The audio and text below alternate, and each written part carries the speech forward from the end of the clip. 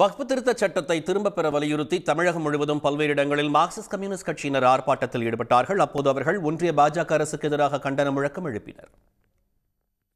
சென்னையில் சைதாப்பேட்டை பனகல் மாளிகை அருகில் மார்க்சிஸ்ட் கம்யூனிஸ்ட் கட்சியின் மாநில செயலாளர் சண்முகம் தலைமையில் கண்டன ஆர்ப்பாட்டம் நடைபெற்றது. அப்போது செய்தியாளர்களை சந்தித்த அவர், வக்ஃப் வாரிய திருத்தச் சட்ட வழக்கில் உச்சநீதிமன்றம் எழுப்பியுள்ள அனைத்து கேள்விகளும் முக்கியமானவை என்று கூறினார். உச்சநீதிமன்றம் எழுப்பியிருக்கிற எல்லா கேள்விகளுமே மிக முக்கியமானது என்பதுதான் எங்களுடைய அபிப்பிராயம். இந்த கேள்விகளுக்கு உரிய பதிலை மத்திய அரசாங்கம் அளிக்கவில்லை என்று சொன்னால் நிச்சயமாக இந்த திருத்தச் சட்டம் திரும்ப பெறப்பட வேண்டும் அல்லது நிச்சயமாக உச்சநீதிமன்றத்தால் தடை விதிக்கப்படும் என்று நாங்கள் நம்புகிறோம். மதுரையில் நாடாளுமன்ற உறுப்பினர் சு வெங்கடேசன் தலைமையில் ஆர்ப்பாட்டம் நடைபெற்றது.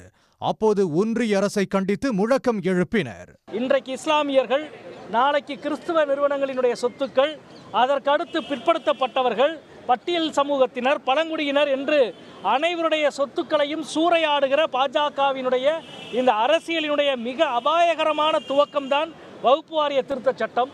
திண்டுக்கல்லில் நடைபெற்ற கண்டன ஆர்ப்பாட்டத்தில் நாடாளுமன்ற உறுப்பினர் சச்சிதானந்தம், மாநகராட்சி மாமன்ற உறுப்பினர்கள் மற்றும் இஸ்லாமியர்கள் கலந்து கொண்டனர். வக்ஃப் திருத்த சட்டத்தை உடனடியாக திரும்ப பெற வேண்டும் என முழக்கம் எழுப்பினர்.